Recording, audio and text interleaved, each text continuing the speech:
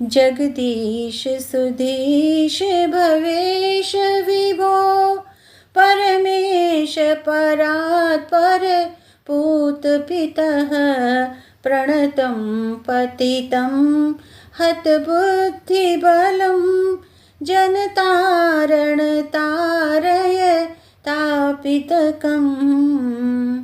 अर्थात हे जगदीश, हे सुमतियों के स्वामी, हे विश्वेश, हे सर्वव्यापिन, हे परमेश्वर, हे प्रकृति आदि से अतीत, हे परम पावन, हे पितः, हे जीवों का निस्तार करने वाले, इस शरणागत पतित और बुद्धि बल से हीन संसार संतप्त दास की रक्षा कीजिए।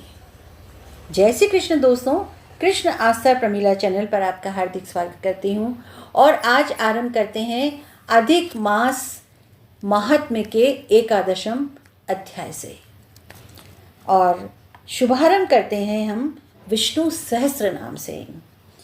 आवर्तनो निवृत्तात्मः संवृतः संप्रमर्दनः अह संवर्तको वह्निरनिलो धरणीधरः सुप्रसादः प्रसन्नात्मः विश्वधृग्विश्वभुग्विभुः सत्कर्ता सत्कृतः साधुर्जह्नुर्नारायणो नरः असंख्येयो अप्रेमेयात्मा विशिष्टः शिष्टकृच्छुचिः सिद्धार्थः सिद्धसंकल्पः सिद्धिदः सिद्धिसाधनः।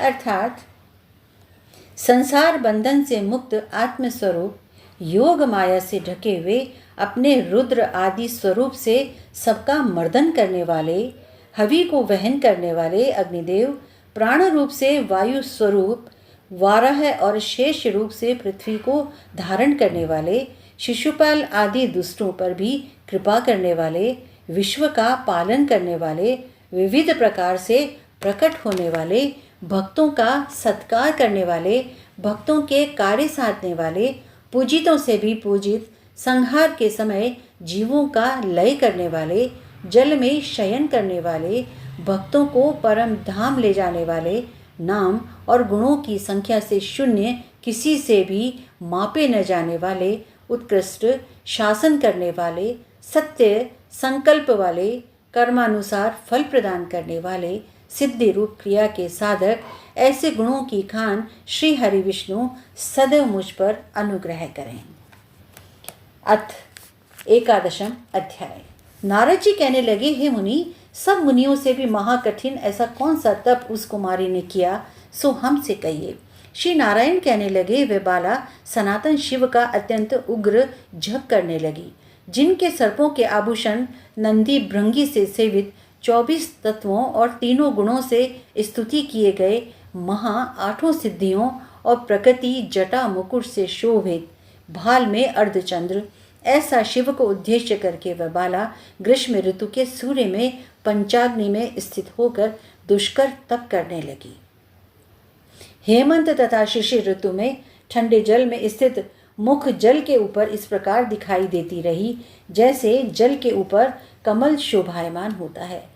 उसका ऐसा उग्र तप देखकर इंद्र महाचिंता को प्राप्त हुए। हे अर्जुन, सब देवताओं और महर्षियों को सराहने योग्य ऐसे उग्र तप में प्रवृत्त हुई ऋषि कन्या को 9000 वर्ष बीत गए। फिर पार्वती पति शंकर ने इसके तप से प्रसन्न होकर अपना अगोचर रूप दिखाया। उस रूप को देखकर वह झटपट खड़ी हो गई, मानो उसके देह में प्राण आ गए। तब से उसका शरीर जो दुर्बल हो गया था, मानो हृष्ट पुष्ट हो गया। उस बाला ने नम्र होकर श्री शंकर को नमस्कार किया और विश्व वंदित श्री शिव का मानसोपचार से पूजन किया और उनकी स्तुति करने लगी। हे राजन, जब उस मेधावी ऋषि की तपस्विनी कन्या श्री शंकर भगवान की स्तुति करके शांत हुई, तब महाउग्र तप से उसका किया हुआ स्तोत्र सुनकर प्रसन्न मुख वाले श्री सदाशिव बोले कि हे तपस्विनी, तेरा कल्याण हो, मनोवांछित वर मांग। महा आनंद में मग्न कुमारी ऐसा सुनकर प्रसन्न हुई और शिवजी से बोली कि हे दीनानाथ, यदि आप मुझ पर प्रसन्न हो तो मुझको पति दीजिए। ऐसा ही वह 5 बार कहकर शांत हुई।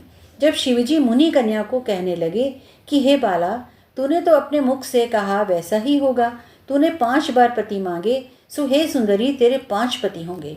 श्री कृष्ण कहने लगे कि श्री शिव के ऐसे वचन सुनकर के बाला बोली कि हे सदाशिव, एक स्त्री के एक ही पति हो सकता है, कहीं भी स्त्री 5 पतियों वाली न देखी गई न सुनी गई। एक पुरुष के 5 स्त्री तो हो सकती है, मैं 5 पतियों वाली कैसे हो सकती हूँ? ऐसा वरदान आप न दीजिए। उस कन्या के वचन सुनकर शिव कहने लगे कि इस जन्म में नहीं, अगले जन्म में होंगे। वहाँ तू तपोबल से उत्पन्न होगी और अग्नि से उत्पन्न सुख का प्राप्त होकर के परम पद को प्राप्त होगी। दुर्वासा मेरा ही रूप है, तूने उनका तिरस्कार किया। यदि दुर्वासा कोपायमान हो जाएं तो तीनों लोकों को भस्म कर दें। तूने अत्यंत ब्रह्म तेज का तिरस्कार किया और भगवान के प्रिय पुरुषोत्तम मास का व्रत नहीं किया, जिसको श्री कृष्ण भगवान ने सब ऐश्वर्य सौंप दिए हैं। हे बाले, मैं ब्रह्मादिक देवता और नारदादिक तपस्वी जिन भगवान जी की आज्ञा नहीं टाल सकते, तूने उनको नहीं पूजा और अनादर किया, इसीलिए तेरे 5 पति होंगे। जो पुरुषोत्तम मास की निंदा करता है वह घोर नरक में जाता है, उसके विपरीत कभी भलाई हो नहीं सकती। जो पुरुषोत्तम के भक्त हैं वह पुत्र पौत्र और धन से युक्त हैं, इस लोक तथा परलोक की सिद्धि को प्राप्त होते हैं। हम सब देवता भी पुरुषोत्तम की सेवा करते हैं। इस प्रकार कहकर श्री नीलकंठ महादेव अंतर्ध्यान हो गए। तब वह बाला चकित रह गई। सूची कहने लगे कि हे ऋषियों, सदाशिव के अंतर्ध्यान होने से उस कन्या को भी चिंता हो गई। इति 11वां अध्याय। जय श्री कृष्ण। दोस्तों, इतनी सुंदर कथा और इतने भावपूर्ण शब्दों में कही गई कथा आप अवश्य ही अपने प्रियजनों के साथ में इसको शेयर कीजिए और चैनल को सब्सक्राइब करना न भूलिएगा। जय श्री कृष्ण।